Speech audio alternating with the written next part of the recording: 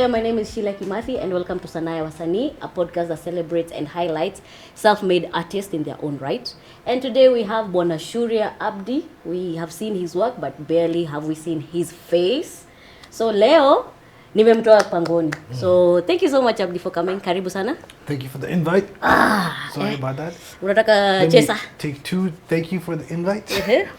I mean, it's been a long time coming. You've invited me a while back, but just schedules and just finding that time. Even now, like, still tricky, but I had to make it. Thank you. Yeah. Thank you so much. All right, so do you want a chaser? Is it? No, I'm easy. Sawa. Lemonade is smooth. It's smooth. It's coming through. Karibu. So I want to jump right into it. Okay. Tell us about yourself. Please introduce yourself first, and then we can pick it up from there. My name is Abdi. I'm a film director, cinematographer, and I just call myself a filmmaker. I think I dabble in everything. So I don't know how to define or describe myself. You know, own a production company, executive producer. So many hats. Sometimes I'm a chef. Oh, nice. At home only. Oh, okay.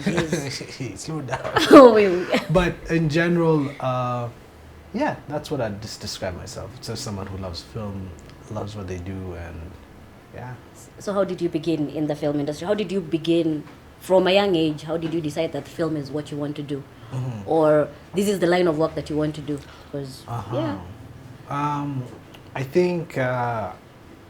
you know, looking back at my past and just hearing some of the stories my older siblings tell me about myself when I was younger, and also just when I remember, like, I think I was always a kid with a big imagination, and I think that for sure definitely contributed in my pursuit of creativity, the arts and whatnot. But I think I really started taking this seriously in high school. I think this was about 2006, thereabouts. I got introduced to photography. So my father gave me his old, film camera. It's a Pentax, analog, and it's something that he found in the store. Like, he was just cleaning out his office. It's something from, we're talking about the 70s, the 80s. Oh, wow, nice. And, you know, like, I have no use for this, so why don't you take it? So I started playing around with it, and I had to just kind of like self-teach myself. This is like pre-internet being what it is today. So It's not like you could log in and find tutorials or anything. Or did it use film? I'm sure it used film. Oh, fantastic. So for me, I would go, I remember even in town, I used to buy film from Amuhindi. He had a camera shop. I would go there, I would buy rolls of film, and then I would develop the film at his shop because I couldn't get the chemicals myself. Yeah. And then that's how I started. So I think I even have my old photo album of a kid somewhere at my dad's house or something. Oh, nice. Yeah. So I used to have a huge photo album. I just used to take photos of nature, stuff. Then at one point I started sneaking even my camera to school. Oh, snapping, nice. People in Chinyamachi. This is before IG and all that stuff. People were like, "Oh, you're giving us photos of ourselves." So, and then there was another friend of mine who was also into it, but he was now, he had a small digital camera, and he started to also now play with Photoshop. So for me, from taking analog photos to Photoshop, and then this is where the manipulation of an image came in. So it's like, what, you can actually manipulate images, you can create things that didn't exist, you can enhance things that you had previously shot. Yes. So it was a big game changer in my mind. And then that same friend, and I contributed a lot, he kind of like opened my eyes to this. David Alex. Shout out. It's David Alex. Yeah. Hey! Yeah. Shout out David Alex, eh? It's been a minute. Hey! But he basically now, one day he came with now a camcorder. And he showed me After Effects. But if I have to go back, before even introduce me to After Effects, like I also used to skateboard. Okay. Yeah, when I was younger. Oh, yeah, you used to do it on set sometimes. Yeah, and when we used to skateboard, we used to record ourselves. And actually that's where I learned how to use a camera properly. Because we used to film skate films and film ourselves doing tricks, and we'd edit. That's also how I learned how to edit. Oh, nice. And then now fast forward, the came with After Effects, which was now different from video editing. It's now again Photoshop, but with like moving pictures. And I was like, this is just crazy. So we just started shooting. And I remember we started together, we just started shooting a lot. We'd go to school, so many different things, and to the point where we're like kids in high school were going for film expos in our school uniforms. Oh, nice. It was crazy. Oh, wow. We were so into it. And then for me, I started to gravitate towards just traditional film, like working with actors, story. I think that's where my passion lied, and very fortunate enough to have a family that supported my dream, and they funded my education. Got to go to the States, where I got to get a lot of exposure, and be exposed to a lot of different ways of thinking about this craft, and also just learning from really experienced people. So went to uni in the States in I think 2010. Was there for about 2010. Finished 2015, but on and off I was coming back to Nairobi. Okay. And I've always had a philosophy about work, which is if you don't have it, make it. True. If you don't have, someone has to give it, you make your own work. You make your own work. Right? And that has always been my... But ever since I've met you, you've always made your own work. I've never had Precisely. I've never had you say, I'm going to the office, like a 9 to 5, because someone else has provided something. When I came back from uni, one of the first things I did is I applied to so many jobs. Okay. I sent my CV to all the big companies, Fairtrain, QBF, all these guys, Blue Sky, and I didn't get nothing. Not even an email So back. I was like, all right, whatever. I'll shoot myself. So that's what I did. And again, now, the catch-22 is how do you get a job without a portfolio? Exactly. That's how did you create your portfolio? So it was crazy. Like, you have to take risks. So again, saved up money. And now it's a very backwards approach. And I went to people and I told them, I'll pay you to do your music video. Fair enough. So how can someone say no? Wait, did you pay for the rock music video? Yeah, I paid for those. I funded those. You funded? Okay, remember you did the production design for the rock band. Before, are you talking about PLG? The one that had the glass underneath, and then the one, the black and white one. Yes. So that was a co-production. But before I got to that level, I had to develop a body of work. So I think I approached smaller musicians, rock bands, and we ended a collaboration of like, okay, I'll come with the equipment for free. You just come in as a talent and let's shoot something. Why rock bands though? I mean, for me, that's music I liked. Okay. And I think as a creative, it's very difficult for me to make something I'm not passionate about or interested. And I've tried to do music videos for other songs, but it's not like I listen to rock exclusively. It's just that if I don't like the song, you're not going to shoot it. I'm just not going to shoot it. If I can't vibe with it, I'm not going to get inspired by it. Sure. So for me, the people that were inspiring me were the Kenyan rock bands at that time. And they were very open. They didn't really have, egos or whatnot. And they're very chill. Then they're like, what? Okay, we can do it 50-50. We can do it 70-30 in terms of the budget split. Yes. And for me, the philosophy behind it is like, I got to work. This is money I'm investing in practicing. Where are you getting your money from since you're practicing? Doing odd jobs. Like what? Mjengo? No, not really. Like, I would edit small stuff. Like, I could already edit, but you see now, shooting jobs I wasn't getting. Yes. And during that time, like, really peanuts, like 10K an edit. Back then, that was some cash, but okay. So, I'd just save. Yeah. Then now I have 30K. All right. Then I put that back into a music video or something. So that's kind of how it pretty much started. And then once I started showing people what I could do, more people were interested, but still the problem of they're interested but they don't have budget. So then you have to come up with creative ways. Like, can we co-fund it? I'll figure out how to raise half, you raise the other half, and let's shoot it. All right. And then that's how I just went from there. And then I think my real first big break came from being noticed for a music video, because I went and I rented out the studio. It was at MGM Studios. and I rented the studio out, and I built this crazy set for the video that you're talking about, the PLG video. Yes, yes. And the guys who managed the studio were like, who is this kid? Like, we haven't seen anyone do this for a music video. Yeah. And he's not attached to anyone. Who are you? Who is he, right? So question mark. So they told their boss. They told the boss, the owner of the studio. George. George, yeah. The late George. Yeah, the late George. And then, you know, one day when we were packing up, we had finished the shoot, George comes to me, he's like, hey, I heard you did something, I saw your set, I seen some of the shots, it's pretty dope, like, who are you, what's your deal? And I was like, this is me, blah, blah, blah, and I had my showreel film, so I showed him my showreel, which was actually just a bunch of short films and stuff that I shot from uni, some also spec ads, like ads that I just conceptualized in my mind for like Rolex and Nike, like what if I was to shoot that? Yeah. And all of this stuff is just self-funded. Okay. And when he saw that, he's like, damn. How much are you getting for an edit? Because everything is self-funded and whatever you've created looks very expensive. I mean, some of the other jobs I was getting, I think there was a time my brother hooked me up with a job to edit videos for a real estate company. Oh, nice. So just real peanuts, like 20K, 30K. So I was able to save some money.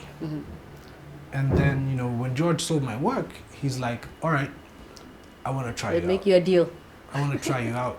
So I got my first gig through George, and it was during that whole My Dress, My Choice era. Season, yeah. Yeah. Way back in like 2014. I didn't even finish graduating. So what did you shoot, My Dress, My Choice? We had a PSA ad. PSA ad. That was you? I don't know if it's the same one that you watched. I mean, personally, I didn't even see it on there. I was told it ran because when I shot it, I like a month later I was back in the States. It felt like it was government run because it used to come in between news or. So yeah, I had shot it. I didn't even know what happened to it, but I knew it was shot. It was aired. Paid. And then so that's the thing. Like it took, like I was young. It took a while to get paid, but I got paid. Okay, eventually. Yeah. So I shot it. It got released, and from then on, you know, you work with people in that industry. It's a small industry, so people talk. They'll be like, oh, there's this new guy. There's this new kid on the block. And he's a director. Yeah. And that already serves in your favor. Like. And then you were pretty young. You were like, what, 24? Thereabouts. Yeah. Thereabouts, yeah. And but you know, I think if you are confident and you believe in yourself, and most importantly, like, you know what you're doing. Doesn't matter how young you are. Do you think you would be this confident if you got your education in Kenya and you actually put in the work? Because you're one of the few directors who went to film school, to be honest, in Kenya. So would you think you'd have put in the effort? Do you think you'd have been where you are right now without going to school outside, or you would have just hustled like the rest of us to get to where? I don't know. It's a hard question to ask. I honestly don't know. I think there's a million possibilities that could happen. So for me, it's hard to say that, like to even run that scenario in my mind, because I don't know. Possibilities are endless, right? What the question that I'm going to pose to you? Do you think our film schools support us filmmakers enough to get to the level that we need to get to the level that we need to get? Not enough. I can tell you this: my education there was instrumental. Okay. Opened my eyes. Where did you go? How did you do it? Because the first time I saw you, manze, kwa set ulikuwa kama drill school. My God, you were like a sergeant. You're like this. You're like, okay. Well, right.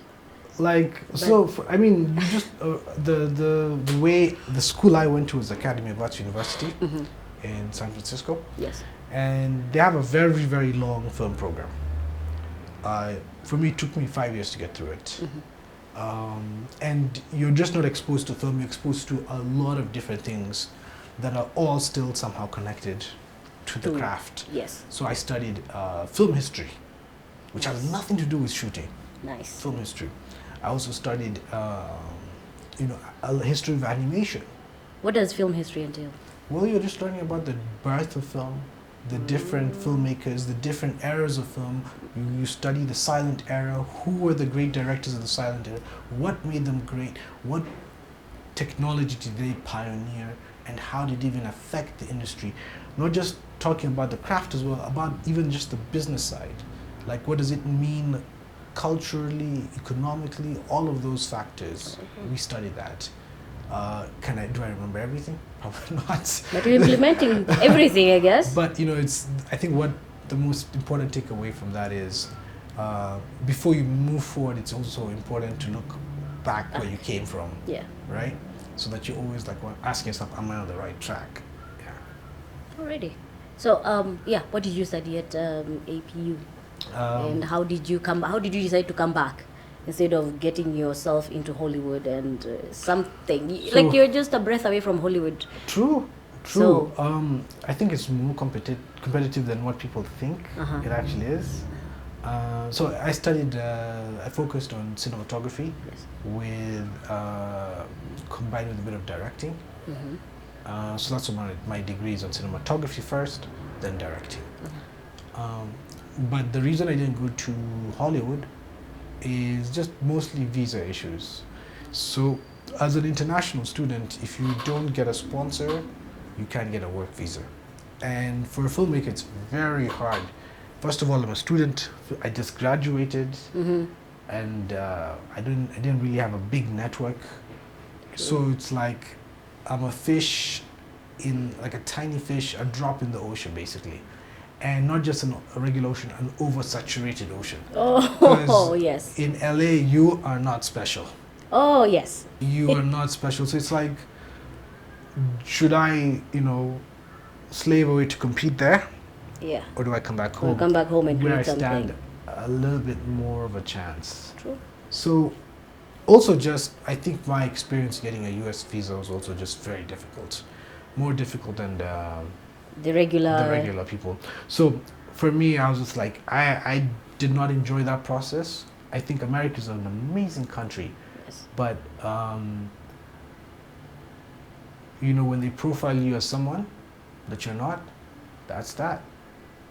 So it was just a very unpleasant process, just that whole visa, airport, embassy situation. And my records are clean. Yeah, of I course. got nothing to hide, but but anyway. Have you faced the same unpleasantness in the film industry? Here? Yeah, here. Not really. Yeah? Yeah. Apart from altercations with cops once in a while. But it is what it is. You just develop a thick skin, and for me, I'm not gonna I'm like, if someone has those backwards opinions, and that's on them, man. You've never let if it's not hurting me physically, mentally, emotionally, I don't care. All right. What was your first major short film that you did? The one that you wrote, directed, put it out there? What do you define as major? I don't know. Like, it depends on what you define as success in one of the film visual things that you created. I mean, the one I shot here called Nope. I think we shot it in 2016, 2017. Yes, we did. That was a little fun project. Oh. Difficult. But it was something, I think when I get obsessed with an idea, I get obsessed with it. Yes. And the first time we shot it, it was a disaster. Oh, no shit. We were there. It rained. Yeah, you remember it rained. It was just a disaster. Yes. And I think I was down about 400,000 to 600,000 of my own money. Oh yeah, it's 600 because the 400K was going to lights. I remember. Down the drain. We only shot like 20 minutes. It rained, and then the car got stuck. The car refused to start. It was awful. The lens broke. It was just bad. It was bad. But what happened? What happened? A year later, we went back. Yes. Same place. What obsessed you to do location scouting at that area? What made you pick that particular location? Had you done your assignment prior? No, we were. It's funny. Or you're just walking, you're driving down the and you're like, there. That concept, Nope, came about when Dean is a good friend, colleague. You know Dean, right? Yeah, it was our first episode. Yeah.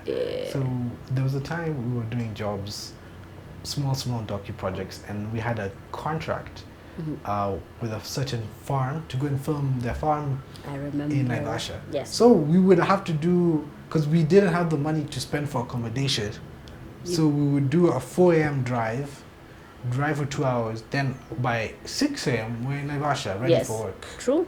So that's what we would do. So during the route that we would take us through that forest. In the morning, it would be foggy. And we would drive through it. It's foggy and spooky as hell. And we're like, oh my God, what if this, then here, Dean would be like, what if this story, what if we shot this here this time? And then I'd be like, what if we shot this instead? And then, the whole idea of what happens if you hear a scary noise in a forest and we're Africans and we're like, we'd say, hell no. We're not going to go and investigate. Nope. And then that concept, nope, came about and we're like, bam. That's the concept. What happens when an African finds himself in a horror movie cliche? Instead of chasing, following, or investigating the scream, they'd be like, go home. No, I'm getting cops. I'm coming back with the reinforcement. Oh, the forest you speak of is Kinungi, by the way, you guys. So it's pretty... You could see the fog from the moment you open your car door. So... Yeah. So we spent 72 hours, was it? A long time. A long time there. You had people rethinking their film careers by now. Yeah, Where? I think the final output was amazing. Was something that we were all proud of, right? Yes. Yeah. I like the part where the smoke starts chucking from beneath the car and everything else just stops. That was an amazing shot. However, the suffering was not way. You know what? It's the cold. It's the cold that got us. Because it rained. See, the moment we just got there, it started drizzling till we wrapped. Have you been through another shoot like that on your own? Yeah. I think on my last production, not on my own, but on my last production, we filmed the TV series Igiza. And we had a nighttime car accident scene. Yes. It came out successfully, but we were fighting with the weather for sure. And I think we also filmed that during one of the coldest seasons Nairobi has seen. It was freezing. We were all wrapped up in multiple layers. You were ready this time. We didn't have sweaters, those flimsy t-shirts. No, this time we're ready. This time I'm pretty much ready. I'm experienced now. Now you know. Yeah. Now you know. Yeah. Wow. So now after now that you've done Nope, how did that push you to the next level? How did that make you seen in the industry? It didn't. Nope, didn't really do well actually. I think it was a great thing to have on my portfolio. Yeah. But it's not like it got me jobs. I can't say people now said they watched Nope and they wanted to work. This is where you... Yeah. I think for me, what I've noticed that has also allowed me to progress in my career, aside from doing quality work, I think it's the impression you leave behind or on people, especially what experience do people have working with you? And I always want to be a pleasant experience or good memory with whoever I work with. I want to leave either something that they can remember me by, either a lesson they learned or a good experience or just a set that they could feel comfortable, listen to, heard, especially with clients. Just make them feel like that this is their project. It is their project. Yeah, it is. Just make them feel like they're heard and show it to them. So what kind of a leader are you on set as a director? What kind of a leader would you say you are on set? Or how do you like your set being? I think I'm very... when it comes to work, it's work time. Kuna kucheza. Yeah, that's my philosophy. I think there's time for play and there's time for work. But I can be very serious. I don't believe in shouting. I don't beg to differ. People have changed, but I generally believe I think I believe in hiring or building a team that you can trust and rely on. But with this job, sometimes you don't get to pick our team, so it's all about being flexible, and everyone has to do their part. And I believe leadership, especially in this kind of industry, is super important. Yes. And having that person that has a clear vision and direction, and maintains morale and all of those things. Super important, especially considering how tough our job can be sometimes. Yeah, because I want to give you props on shooting Igiza. That was a massive, massive project on your end. How many people did you have on set? The maximum number of people you had on set at a... Including extras? Yes. Oof, I think there was a time maybe plus 300, thereabouts, 400, 500. Nice. Yeah, but of course I'm not managing all of them. I'm just directing. You're just directing. Yes. You just need to know where you're at. So what was the most difficult situation that you got in during Igiza that had you reconsider? Unajua nini, by the way, directing si must. Unaweza kuwa mkulima pia. Are you talking about a directing situation? Yeah, like the one that had you reconsider your career. I don't think there's anything that makes me reconsider my career. You're stuck with this forever and ever. I love it. I love the highs. I love the lows. Which was the hardest situation that you had to talk yourself out of? Talk myself? I don't think there's anything I had to talk myself out of. I felt like all the punches and kicks I took. But I think I'm so deeply in love with this craft. Being on set is just fun for me. Mm-hmm. And of course there are tough times, there are tough days. And I look back and I'm like, you didn't destroy me. I'm still here. So what didn't kill me made me stronger. So what do you do when you've had a bad day on set? Or you just walk it off or shout it off? Or I had very many bad days. what do you do? How do you recover, or how do you come back to yourself? How do you not snap on Take set? a deep breath and You're not always composed on set. So tell us what happens, what really happens, because patience is a virtue. Yeah, that is cultivated. Patience and grace is very important. Yes. What do you do when they come to an end? Because So, they do. I rarely snap. Nowadays Yeah. we're working with more serious crews, guys who know what they're doing. Mm-hmm. And just what results do you get by raising your voice? So have you gotten to a point where you needed to choose pick sides in a production? So let's say the client was wrong, clearly wrong, but they're adamant about their stuff, and then It's all about keeping the peace. So it's diplomacy. It's crazy high stakes. how did you discussions. learn to maintain the diplomacy on set? Because not many people have the craft or the patience to deal. In the past, I used to think people who talk fast are smart. But in actuality, I think when you take time to really consider your words, and you don't need to rush always, especially in high pressure situations. Doesn't matter if the pressure is there. If you just take your time to talk slowly, you find out that sometimes your thoughts will catch up and you won't even be lost for words. All right. So you just slow it down. Slow it down. Slow it down. Try to be present and just you figure it out. It'll work. So what happened to you before you got to this point? I mean, What would you do? I made a lot of mistakes in the past. I've burnt bridges. I think for me, I don't think I ever had a mentor, so I think I learned all my lessons the hard way. I think I'm still learning all my lessons the hard way. I doubt there's anyone who has a mentor in the film industry in Kenya. Okay, local mentors. I don't know, there are few. There are a few people who have mentors for sure. Ooh, I would like to meet these mentors, I don't want to man. name them on camera, but there are people. Yeah. And it's not my position to name them or say anything, but I know people who have mentors. Cool. And, there's definitely advantages to that, And I'm not saying that, I think the path you pick is the path you pick. Either you're lucky or you're not lucky, or if you're thinking outside the box or not. It just is, you're dealt the cards you're dealt. True. That's how it's looking. So who would be your mentor if you had your own way of picking it, or international, locally, whoever? Who would be your mentor and why? No, that's an interesting question. Yeah, why? Right now, I don't know. Maybe if you had asked me a while back. Give us okay. When you were starting, who was your mentor then? When you were starting? I had no mentors, but You someone. just- Are you talking about someone I idolized or? No, someone you just wanted, like, if There's I no follow one. the As in, ways, I will there's no walk one. this way. There's no one. Kabisa, There's no one.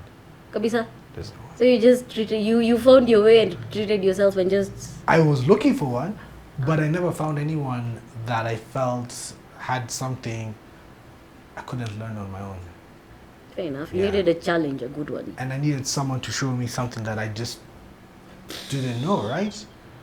So over here, again, small industry and very closed. So maybe those people that had those skill sets, I did not have access to them. Mm-hmm. So if I didn't have access to them, there's nothing I could do. So how do you engage with your peers, considering that you're a closed off person, or you're very private? How do you network sideways with your peers instead of upwards? Because I doubt you ever do the upward thing. So that's what I'm working. I think networking, I'm not good at it. Thank you. Not everyone is good at I'm networking. awful at it. I've tried it. I'm not good at it.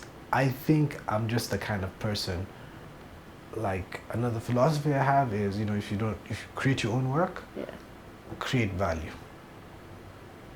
So if you create value, people come to you. Not a lot of people can create value. What is value? Value is anything. Value is something that other people want. Yeah. If you're a filmmaker, if you make short films that are amazing, that's value. Mm-hmm. You're showing to the world that you're capable and you're valuable. And then later on, you can put a price tag on that value.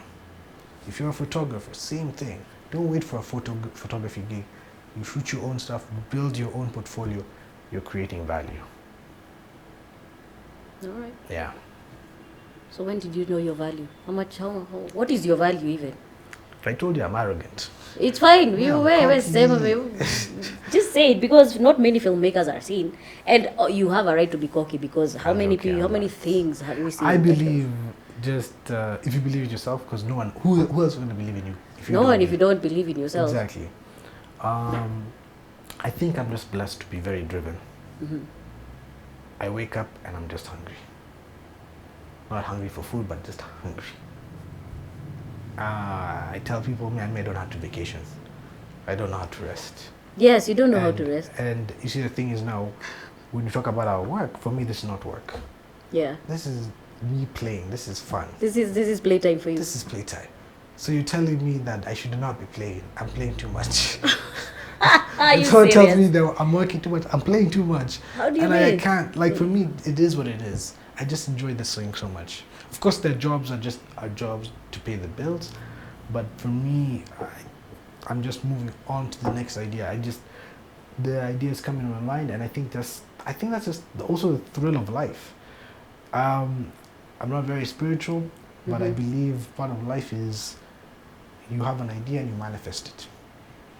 So what do you do for fun then? If yours is constantly working on the next idea, like what? Apart from cooking, you said you like cooking. I like cooking, working out, exercise. I love exploring.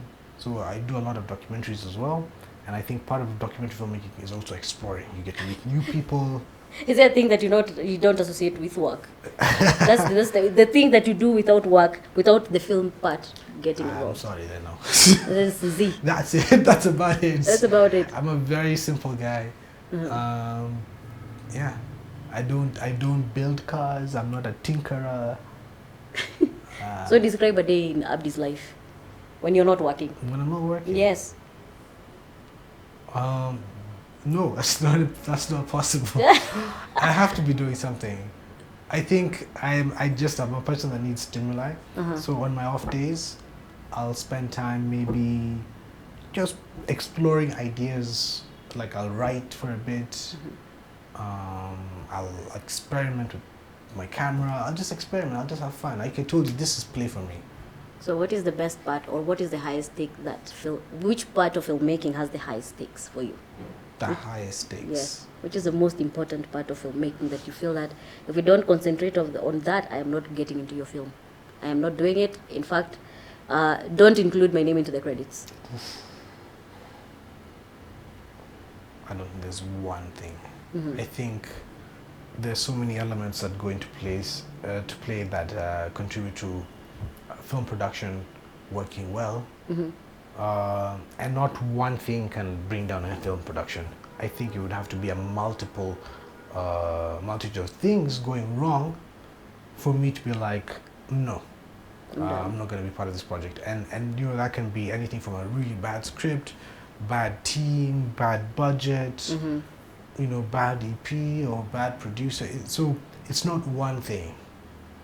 But if you have like, let's say 2 out of 5 things, maybe it's still workable.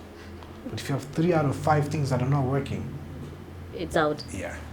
So what aspect do you concentrate on completely? Like as a director, you're like either the dialogue or the script is fine, or my picture looks better. Something. If you're supposed to compromise anything, what would you compromise?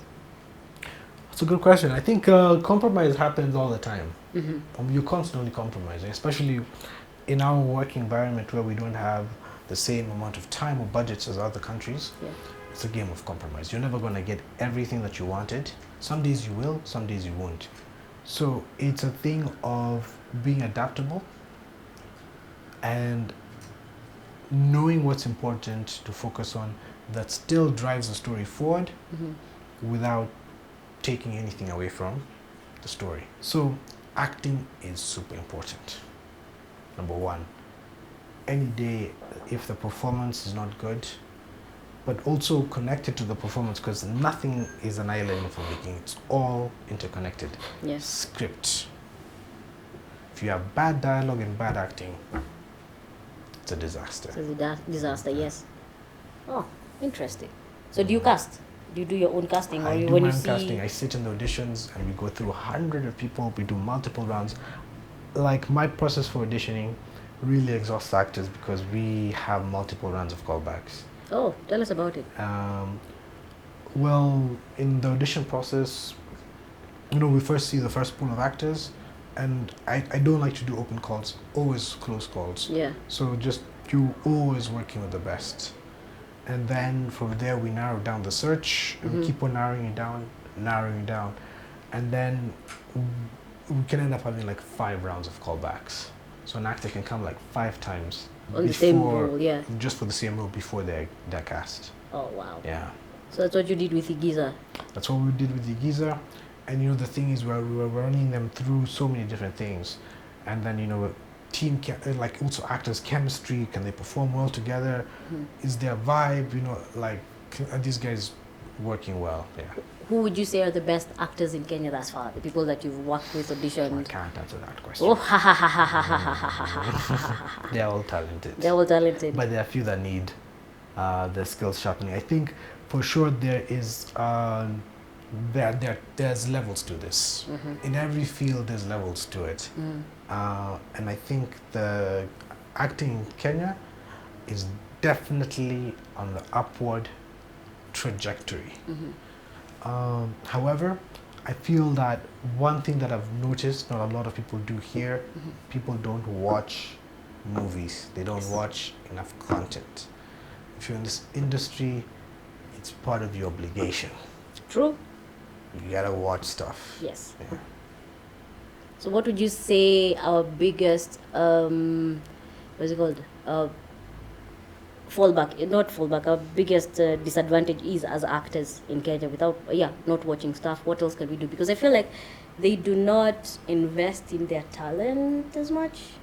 Because as an actor, you ought to know how to drive. Like simple things like how to drive. They're not simple, but you have to invest some amount of knowledge into your acting. True.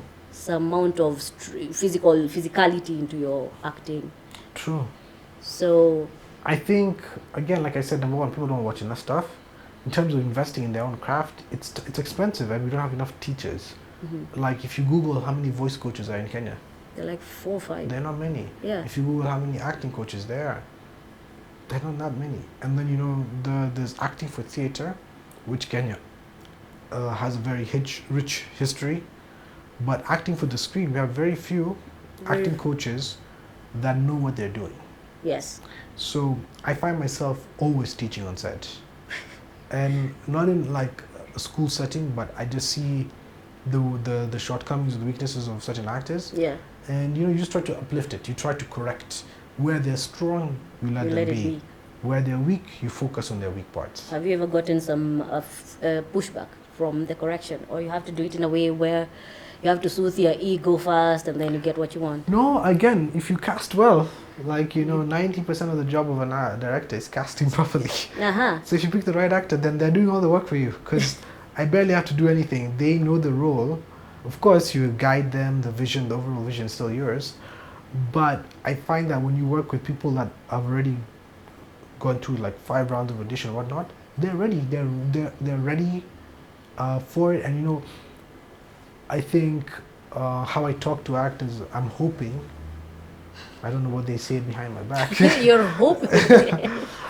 I'm hoping that my style of directing works with them, because I don't think I've ever had pushback or anything. I think the only times I've had difficulties directing people are when I'm directing like really minor characters, like people who have very little experience or background, that play like a background role. They have like one line.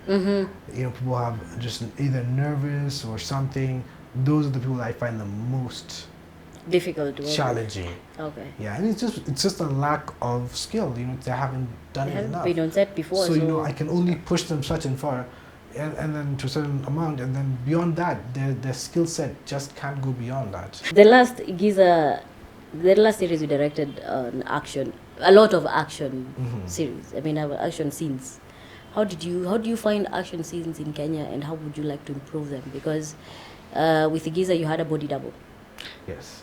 So how difficult is that, or how do you cultivate that skill to shoot action? Because action needs. I think we have finally, like, people taking stunts and action seriously, and I think it's all the design of the production. Action scenes take time to prep. There's no running around it. But we have this dilemma where production is given a certain amount of time to shoot. Yes. And that time sometimes doesn't allow adequate prep time, nor do our budgets. So in a case like this, budget and time actually solves that issue. But we have limited resources and limited time, so you have to make compromises.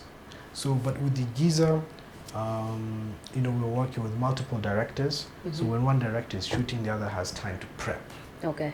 Yeah, and that allowed us at least to have some level of prep, not a lot, but the end of it all is that it just takes time and money, and often we don't have those two. So, in your opinion now, if you were meant to have a film, decide to open a film school in Kenya, which aspect would you emphasize on in teaching? Like, what are we lacking as filmmakers in Kenya? What is it that we are not grasping to move forward? Because I feel like we've been mark timing, but after 2015, 2017, we've been making strides slowly. Yeah, but we have. 2022 has been huge. Yeah, it's been huge. First of all, if you just look globally, like, everything regarding filmmaking is becoming more accessible. 10 years ago, we could not afford this equipment. No. This was like for high-level studios, people with real budgets. True. But it's becoming more accessible, and I think that's a big game changer. And I think that's the thing that's always held Africa back: accessibility to equipment. The film industry is notoriously difficult to penetrate because you need money. It's not like photography. It's not like these other one-man band crafts. True.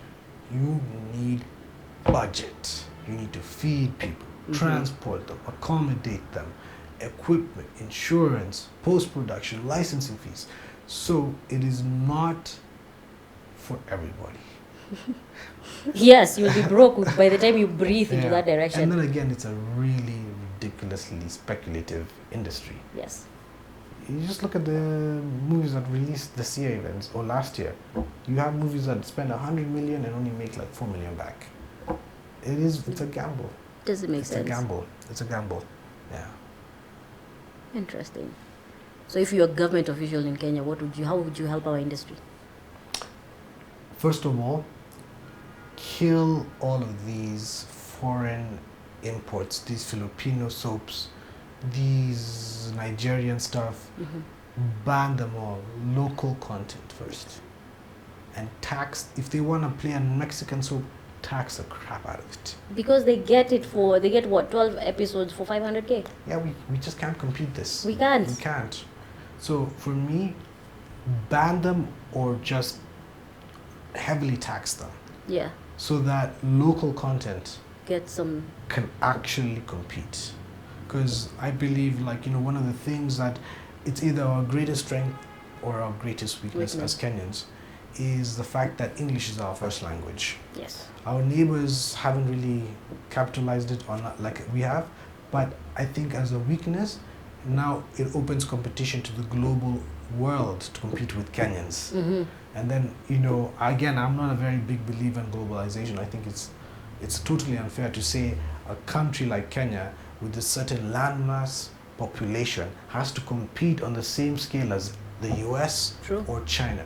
We don't have oil We like don't they have do. resources. We don't have 300 million population. We have 49, 48 million. Yeah. So we just don't have the same spending power. So it's ridiculous to say that we're all competing on the global economic stage equally. Equally. It's a joke. It is. So now, being a country that speaks English, it attracts foreign investment to us.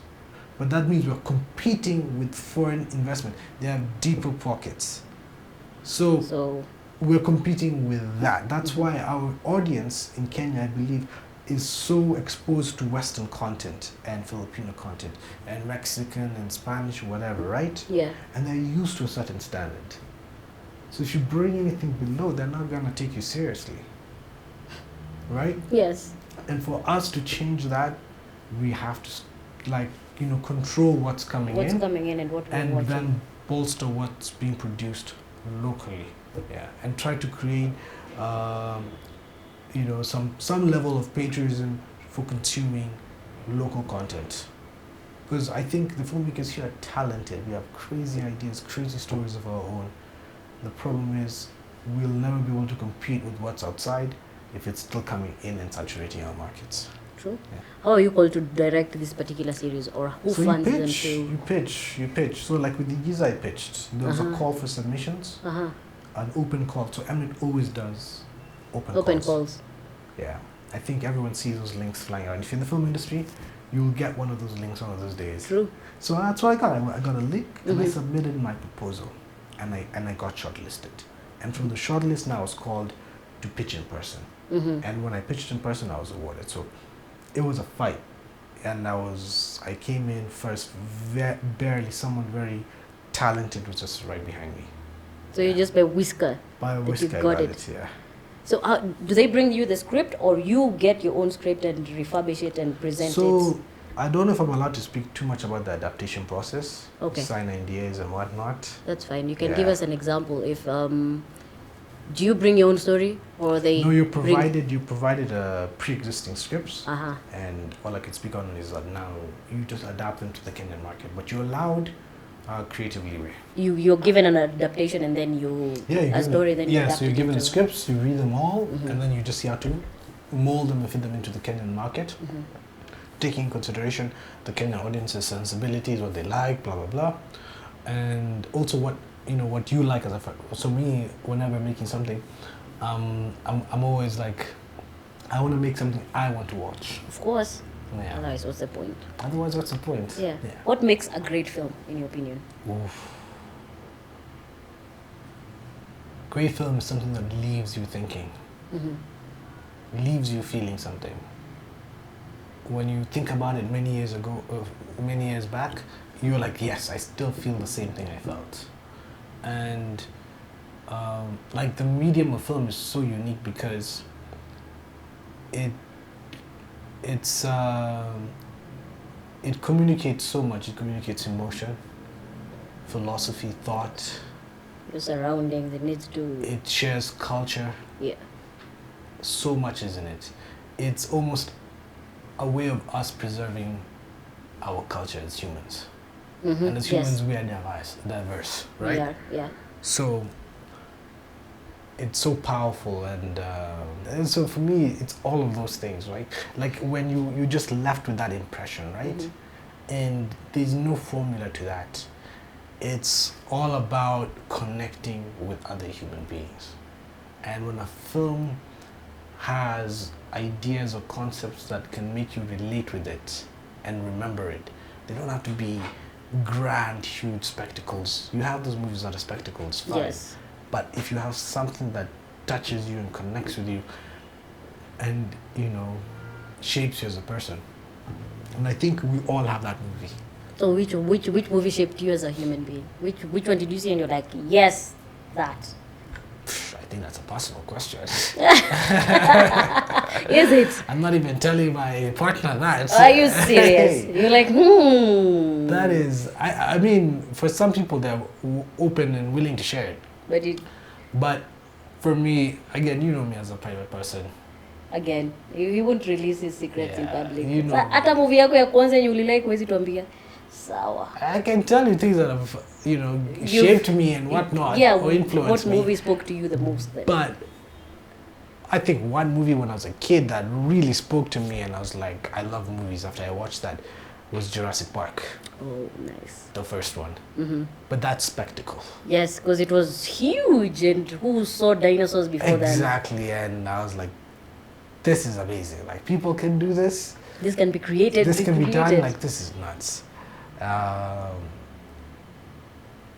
But yeah, just looking back, I think I had a lot of exposure to films when I was young, and I think that definitely shaped the kind of filmmaker I am. Fantastic. What kind of filmmaker are you? Filmmaker that just loves films. Are you stuck to a particular genre, or you just really open to challenges? I am open to challenges. Except there's certain genres, of course. If I just read the script and I'm like, I can't do this, I can't do it. And I think there's certain concepts and certain stories that are just not my taste palette. How did you learn that? Because right now, guys are trying to make money. So they will pick the next project that makes them money. Yeah, I think, I mean, I do take jobs that I'm not like, you know, we all do that once in a while. Mm-hmm. But I think I always try to stay true to myself. And I'm also looking at the client and I'm like, I want to give you my 100%. So I won't take your job if I'm not going to give you 100%. my 100%. Yeah. So does that come from analysis or gut feeling, or both? It comes from experience. I think doing this for 10 years plus now, I just know, I know my strengths, Mm-hmm. I know my weaknesses. Mm-hmm. And I'm going to focus on my strengths. Of course, I'll also focus on improving on my weaknesses, but if it's a job and something that has certain deliverables and risk, like, you know, this is not the work of someone else, it's someone else's money. Mm-hmm. You don't want to mess around with that. So I will focus on my strengths. Have you delved into film marketing? Or this is the part where It's you something like... I'm researching. Film marketing and distribution. Mm-hmm. Because I think it's the next step that we as Kenyans should really look into. yes. Something I'm very passionate about, and something like, you know, really investigating and seeing how we can turn around the market here in Kenya. Because distribution of film, we are suffering. We're not making back our money, and most of the people, all my filmmakers, have shelved their projects because they know, I'm not going to get money, or I am saving enough to get money to push this project out. So how do we collectively help ourselves to get our movies out? You see how Nigerians came together and decided Nollywood is the thing that we're doing and it's going outside the country. But you see, before it went outside the country, Mm-hmm. what was coming into the country was nothing. So they had nothing. Yeah. So they had nothing but Nollywood. So it has to be nothing. Do you see what I'm saying? Yes. It's us or nothing. They had nothing else but Nollywood Yeah. to consume. So of course they're going to consume it, and you can see now over time, there's now a real love for that content. Mm-hmm. But we can consume so many different things. Mm-hmm. We're flooded with content from abroad. So people would rather consume that. They would rather consume 24, Lost, all of these other shows. 70 episodes of... Right? But they would not want to. And then of course now, it's all business. So like, the return on investments don't make sense. Doesn't make sense. Yeah. Yeah. What? Yeah. So I think movies in Kenya, not a viable business yet. So is that why we don't have Netflix or these huge companies investing in us just yet? I don't know. I think my observation is I think our market share is still too small, and we're not just returning enough revenue. So even though we have high internet penetration and high mobile smartphone penetration, the thing, again, a lot of people are using the wrong business model. I think people should be focusing on M-Pesa, Yeah. not focusing on cards, So it's something to do with the business model and just trying to understand the Kenyan consumer better. And I think we are a very tricky consumer. Yeah, so I'm no expert in this thing. Just from my... We will circle back once you become an expert in the marketing and distribution.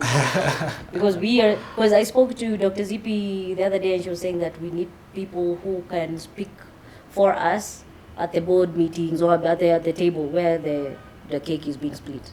They need to understand how movies or film is going to bring back cash that you've invested.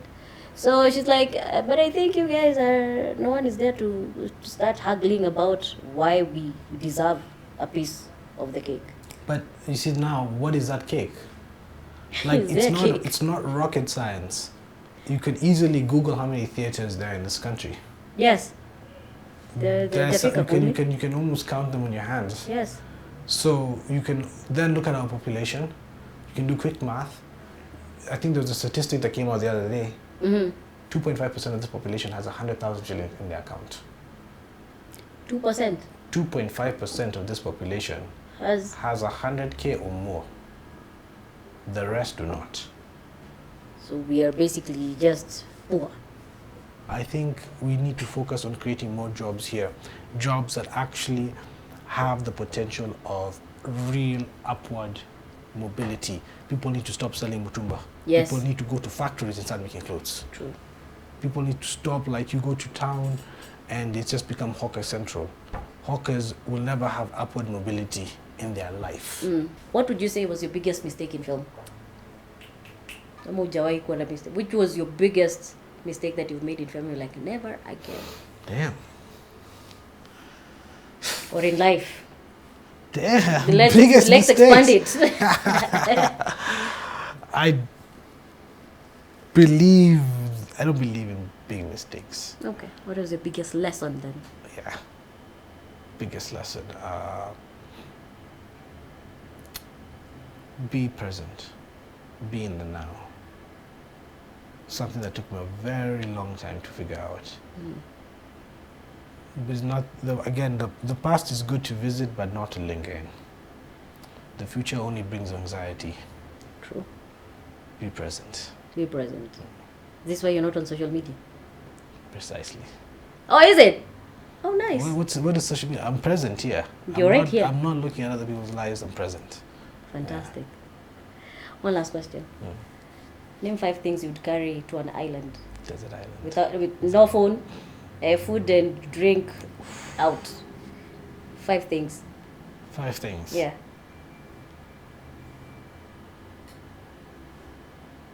Okay. I'm going to give you a very boring answer. Like, right. are you talking about essential things I can't live without? Yeah, I said phone, food, water out. Give me something. I'm really thinking, all right, if I'm just going to be a bit picky, give us. I need a serious mattress. No, okay. For real. Like a good bed to sleep on. Okay. A good bed nice. Is everything. A solid bed. Getting a good night's sleep is just like essential. I need some sort of music listening device. As long as I can get music or podcasts, I think I'll be sorted. All right. Tools, I guess. Like what? I don't know. One tool. Pick a tool. One tool. Sheila, this Leatherman. is... That's it. A Leatherman, I guess. A Leatherman, yeah. I don't even have a Leatherman anymore. What happened to yours? You were it got stolen on a set. You were the king of Leathermans. It got stolen. We should actually get someone to sponsor you on Leathermans. If someone can sponsor me, please. You'll make us work in Pataseka, but any Leatherman. Someone stole mine a long time ago. Oh, wow. Yeah. Okay. Did you ever fall back on drugs at some point in your life? I think we all have coping mechanisms. How did you cope with this high intensity work? How do you cope right now? I'm on a breathing it and I'm okay, next. I think you just get used to the pressure. Therapists, speaking, drugs, netting, eventually. So for me, maybe now that I think the third thing, a camera for sure. A camera. Why a camera? Something to keep me busy and fun. Okay. It's just fun. Okay. A good notebook to write on. And rope. Why rope? Can do it's a desert island. A Yeah. deserted island. Yes. Rope is important. It's If essential. I have rope and a leather man, I'm sorted. You're sorted for life. I'm sorted. You're a survivor in the I jungle. have my bed, rope, leather man. In Question. fact, you can actually make your bed. I'm sorted. If you were meant to have a conversation with someone, whom would you be? An important person. The last conversation I have, I don't know. I don't think that far. Told you. Present. Present. Tukunywa short bus. Yeah. That is more presence. That's more present. Where do you stand on the telling African authentic stories? Like, what's your opinion on it? I think the fact that we are just Africans, we're telling African stories. Just by the fact that Yeah. we are in the continent. So you're African. Sindio? Me last I checked, I'm African. Sindio sana. Basi. In fact, we were being arrested for being more African than Yeah. the rest of Africans. So by design, the fact whatever I shoot is African. True. There we go. So how do we narrow it down to a more concise? Probably you say Kenyan stories. Again, what are Kenyan stories? I don't know. Like what is Cobra Kenyan? Squad. Are we talking about Kikuyu stories, Somali stories? Fair enough. What are we talking about? They're just stories. And I think I don't like labels. Mm-hmm. Especially this label of Africa. What is Africa? As an African, I define African. As an African, you define African. And we should never let anyone box us into a certain image. And I think most of the time when people think of African, they think of what the colonials The colonial aspect of it. created. Are you that? No, You are you. I'm you. Exactly. Thank you so much for coming. Please tell us where we can find your work. No. No? Not on social media. Oh, I'm he's joking. not on social media. But so soon, just, I'm yes. coming back, hopefully. Don't know when. I'll try. But social media is awful. He says it's Abdi, Vimeo, Shuria. Yes. You can find me online. Alrighty. Thank you so much, Abdi. Cheers. It's been amazing to have you. Thank you so much and see you next time. It's been amazing. Yay!